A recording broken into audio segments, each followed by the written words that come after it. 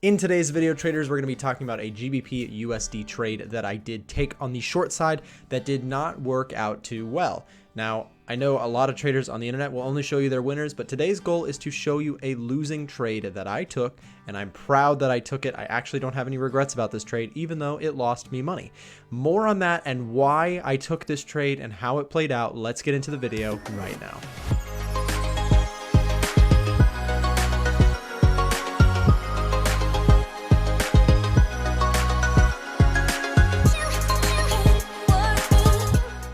Welcome back, traders, to another one of my videos. My name is Nick. If this is your first time here, I make all sorts of trading educational content here on YouTube, but today specifically we're going to be talking about a trade and recapping on a trade that I did take on the short side on GBP USD.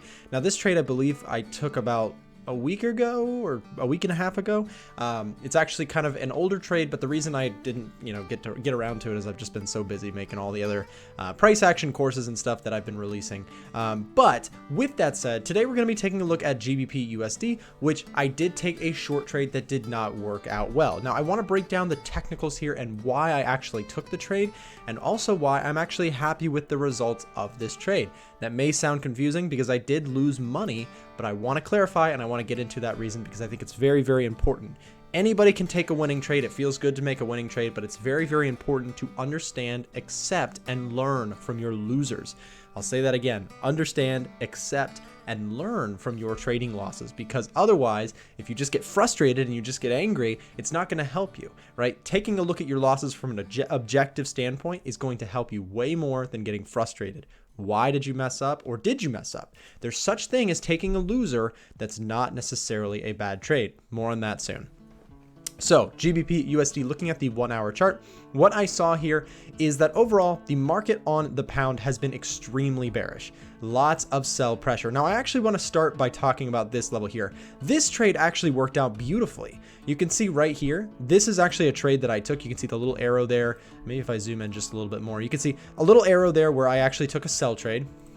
And this trade worked out great. That was where the stop loss was, and the trade kind of came down into profit. Now I actually made a video on that. I'll put that video up here if you want to take a look at the winner trade that I did take on GBP USD. Again, overall sell trend, very, very strong against this blue trend line. We saw it pull back to that level, and it also lined up nicely with this structure level here. I'll go ahead and identify that. See how that price kind of came into a level of retest here? Beautiful little trade that worked out great. But today we're not talking about this winning trade. That's great, but there's a video on that you can check out. Today we're going to talk about the next trade that I took, which was an attempt to recreate something similar. So let's make this black because this is bothering me. Okay, and so we've got a trend line here to the downside, and what you can see is that if I highlight this next structure here, take a look at how price changed its kind of environment. So we had a downtrend here, right? Sellers were stepping into this market every single time price retraced. Very, very strong selling market. And what we actually saw is that kind of shifted, right? So we talked about this trade that we took here, right? We talked about this structure level here where we sold into this market and price came down and hit our take profit right around that area for a nice winner. Not bad at all. But then price started to kind of move into a sideways direction, and I was looking to actually short this market on a retest. Now you can kind of see, if we just zoom ahead, you can see how the trade actually ended up doing. I did not necessarily take these trades. I was actually not looking at the charts, although in hindsight they look like beautiful trades for the same reason that I was actually looking to get involved in this one. So what do I mean by that? Well, what you can see here is if I kind of highlight this structure here, let's make this thicker as well. So what I saw is that price was in a down channel, right? Downtrend here, very strong sell pressure. And then it started to go sideways, right? Price started to move back and forth sideways. And you can see that is actually where we took profits on this winning trade. We took profits right around here. But overall, price started to move into a sideways channel, moving back and forth. You can see price came down here and up and down and up and down, right? And so as price came into this level, I was actually looking at the charts and I said, okay, when price gets up into this particular zone, right, we'll make it pink. We'll make it light pink, right? So when price came up into this zone again, I was like, okay, you know what? I'm going to look for a sell trade here. I'm going to manage my risk. I'm going to put on a good little trade here. And I believe my target was right down near the bottom of this structure here, right? So if I make that green, this is kind of the premise of the trade setup. Now, here's the thing about this. You may say, well, in hindsight, that looks, you look like an idiot for trying to short this market, right? But here's the thing. Remember how we talked about the fact that, or I often say in my videos, that the market environment is very, very important to consider, right? So price was in a downtrend. We took sell profits on the way down, right? Then markets started to trend sideways, right? Back and forth. We see markets kind of chopping back and forth, and there were good buy opportunities down here and sell opportunities down here. So when price came up into that area again, as price started rallying off the lows, I said, okay, we're in a sideways market. I think that we have a pretty good chance of success. Now, again, if we did the same trade setup these two times, it would have been a great trade, right? We would have made profits on this one, and we would have made profits on this one. So when price came into this area, I said, okay, same premise. I like the idea of selling this market at kind of the recent structure high. I literally used this kind of wick as my level of entry. I wanted to be very patient with that entry. And I did. I was patient with this entry. So far, so good. Nothing wrong with this trade setup. I still like it. It fits my criteria for a sell trade. And I overall took the trade, right? Expecting some sort of a continued channel trade action that we had been seeing on GBP USD. Now, what we saw next is what got me out of the trade. Price broke out strongly, right? See that big green candle? That big green candle got me out of the trade right there, right? We stopped out of the trade. You can see the bone structure. I actually used a script to generate the trade history here. I did not actually put that bone structure in there, but it is a very cool bone structure. I don't know if you can see that, but hopefully you can. Cool little bone head and skull thing tells us where we got out of the trade for a loss, right? So we did not get a profit on this trade. We actually took a loss on this trade. But I mentioned earlier that I'm not unhappy with this trade. I lost about $75, somewhere around that range, on this particular trade. As price went against me, it stopped me out. I lost about $75. Now on this trade back here, I think I made like $135. So what does that mean? Well, it means that my risk to reward was pretty good, right? Meaning that my reward for winning a trade was much better than my risk for losing a trade on these day trade setups, right? These are short-term trades. You can see that these are 1 hour bars, of course, and price went against me, took me out for a loss here of about $75, and it's not the end of the world.